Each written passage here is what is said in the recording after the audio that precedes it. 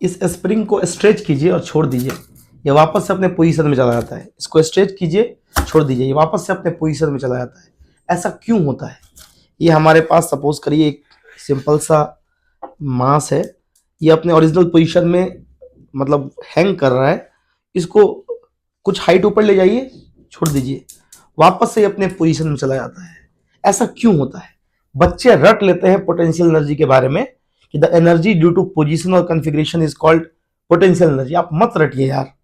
कभी भी अगर किसी बॉडी को कंजर्वेटिव फील्ड के अगेंस्ट मूव करवाइएगा या कंजर्वेटिव फोर्स के अगेंस्ट मूव करवाइएगा, तो उसको मूव करवाने के लिए जो आप वर्क करिएगा, वो वर्क बॉडी के पोटेंशियल एनर्जी के रूप में जमा हो जाता है और छोड़ने पर वही एनर्जी काइनेटिक एनर्जी में कन्वर्ट करता है। जमीन से आप किसी चीज को ऊपर उठाते हैं और ऊपर उठाने के बाद उसको छोड़ देते हैं, तो वही पोटेंशियल एनर्जी काइनेटिक एनर्जी में कन्वर्ट होता है। पहले ये अपने इच्छा से इस सरफेस पर ग्रेविटेशनल फोर्स के कारण यही रहना चाह रहा था, लेकिन ग्रेविटेशनल फोर्स जो कि एक कंजर्वेटिव फोर्स है, उसके अगेंस्ट जब इस मोबाइल को ऊपर उठाएं, तो इसके अंदर इसको ऊपर उठाने के लिए जो वर्क करना पड़ा, वो वर्क इसके पोटेंशियल एनर्जी के रूप में जमा हो गया।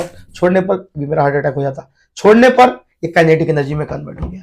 ऐसे ही छोटे बच्चों को के खिलौनों को अगर आप देखोगे तो उसके पीछे में एक रस्सी टाइप का लगा रहता है, उसको आप खींचिए, आप उसको खींचते हैं तो उसको खींचने में जो आप वर्क करते हैं वही उसके पोटेंशियल एनर्जी के रूप में जमा हुआ, और उस खिलौने को अगर नीचे रख देते हैं, घुनुर घुनुर घुनुर घुनुर वो आगे चला जाता है। आप में से कितने लोगों ने ऐसे खिलौने को देखा है? कमेंट करके बताइएगा।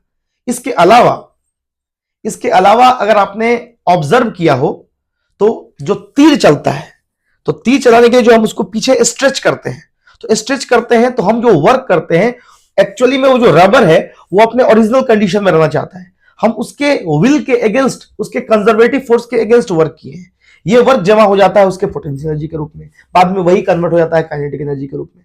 ऐसे और एग्जांपल्स अगर आपने देखे हैं जहां पर कंजर्वेटिव फोर्स के अगेंस्ट किया गया वर्क जमा हो जाता है बॉडी के पोटेंशियल एनर्जी के रूप में और छोड़ने पर काइनेटिक एनर्जी में कन्वर्ट हो जाता है, तो कमेंट करके जरूर बताइए।